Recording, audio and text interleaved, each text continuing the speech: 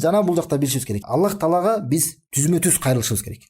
Аллах Тааланын өзүнө эч кандай ортомчу албай, түзмө-түз Аллах Таалага кайрылышыбыз керек. Анткени Аллах Таала Куранда айтат, жанагы аятта айтат: "Ва кала раббукум удуни астажиб лакум." Мына силердин Роббиңер айтты, мага дуа менен кайрыла, мен силерге жооп беремин дейт.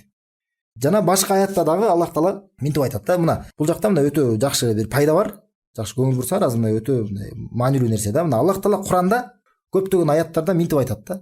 Сенден сурап жатышат деп мына пайгамбар саллаллаху алейхи вассалам айтат. Мисалы ясалунка анил хилла кул хия мавакиту линнаси вал хадж дейт. Сенден дейт, о Аллахтын элчиси, сенден адамдар келип жаңы ай тууралуу сурап жатышат дейт. Ошо айдын жаңыргандыгы тууралуу сурап жатышат дейт. Айткының бул убакытты билиш үчүн жана ажылыктын башталганы тууралуу кабарланат дейт, кабарлайт дейт. Же мисалы айтат: ясалунка анил махид кул хуа аза дейт. Сенден алар айыз тууралуу, хайт тууралуу сурап жатышат. Айткының бул кыйынчылыктарды алып келет деп. Мисалы көп ушундай аяттарда келет, мынтип айтат да Аллах Таалачы: Аллахтын элчиси, сенден минтип сурап жатышат, сен аларга минтип айтып бергиниң деп айтат. Көп аяттар ушуну айтат. Сенден сурап жатышат, сен болсо Аллахтын элчиси, аларга минтип жооп бергиниң, минтип айткының деп Аллах Таала айтат. Бирок бир аятта Аллах Таала башкача айтат. Минтип айтат: "Ва иза саалака ибади анни."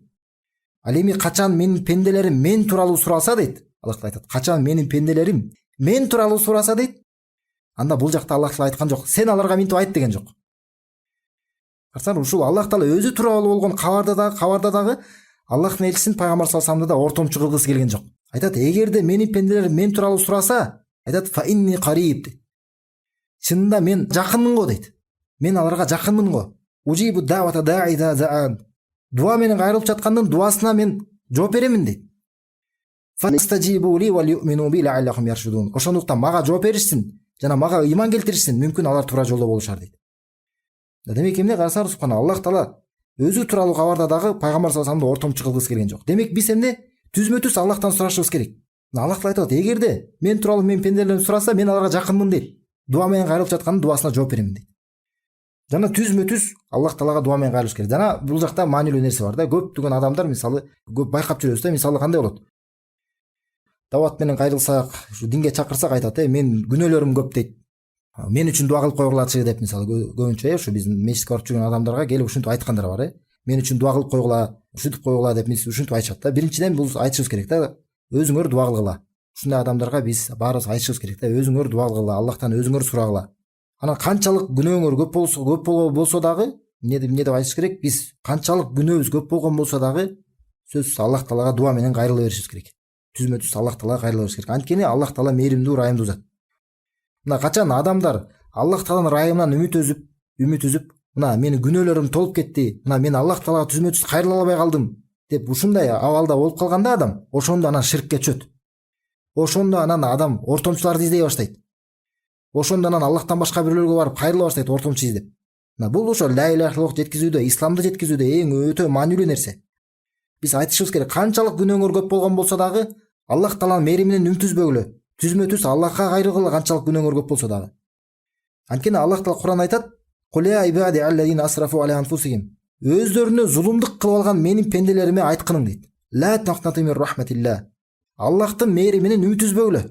Инналлаха ягфиру зунуба жамиан дейт. Чынында Аллах Таала бардык күнөөлөрдү кечирет. Иннаху хуал гафурур рахим. Чынында Аллах Таала кечиримдүү, ырайымдуу дейт. Мына өздөрүнө зулумдук кылып алган деген мааниси, өздөрүнө жамандык кылып алган, күнөө кылып алган пенделериме айткының дейт Аллах Таала. Аллахтын мээриминен үмүт үзбөгүлө. Аллахтын мээриминен үмүт үзбөгүлө. Чынында Аллах Таала бардык күнөөлөрдү кечирет. Чынында ал кечиримдүү жана ырайымдуу дейт. Мына Аллахтын мээриминен үмүт үзүү бул динибизде күнөө болуп эсептелет. Эң улуу күнөөлөрдөн. Бул ал эмес, күнөө болмок турсун, бул капырлык болуп эсептелет. Ким эгерде мени Аллах кечирбейт деп турган болсо, мындай адам динден чыгып калышы мүмкүн. Мындай айткан сөзү, адамдын айткан сөзү, мына Аллах мени кечирбейт дегендиги, бул капырлык. Аллах Таала Кур'анда айткан, буга далил Аллах Таала Кур'анда айтат: "Ва ла та'асу мин раухилла" дейт. Якубтун сөзүн келтирет, мына айтат: "Аллахтын мээриминен үмүт үзбөгүлө" дейт. Аллахтын ырайымынан үмүт үзбөгүлө. Иннаху ла я'асу мин раухиллахи илал каумул кафирун. Анткени чынында Аллахтын мээриминен үмүт үзөт бир гана капырлар дейт. Анткени чынында бир эле капырлар эле Аллахтын мээриминен үмүт үзөт дейт. Демек эмне экен? Аллах мени кечирбейт дей турган болсо адам, бул кылган иши, бул капырлык. Бул кандай болуп калышы мүмкүн? Мисалы Ибн Кайым рахмехуллахтын айткан сөзү бар, минтип айтат: адам бир күнөө кылат, адам бир күнөө кылган, андан кийин ошол күнөөсүнөн өтө оор сезип, мына болду мени Аллах кечирбейт экен деп айта турган болсо, ошол айткан сөзү Аллахтын мээриминен үмүт үзгөндүгү биринчи күнөөсүнө караганда оорураак күнөө дейт. Ошондуктан бул нерсени биз элдерге жеткиришибиз керек. Канчалык адамдын күнөөсү көп болгон болсо дагы эмне Аллахтын мээриминен үмүт үзбөш керек. Хадистерде көп эле кетет. Канчалык адам күнөө кылган болсо дагы кайра Аллах таала дуа кечирим сурап кайта берген болсо, ошо Аллах таала кечире берет, кайра кечире берет.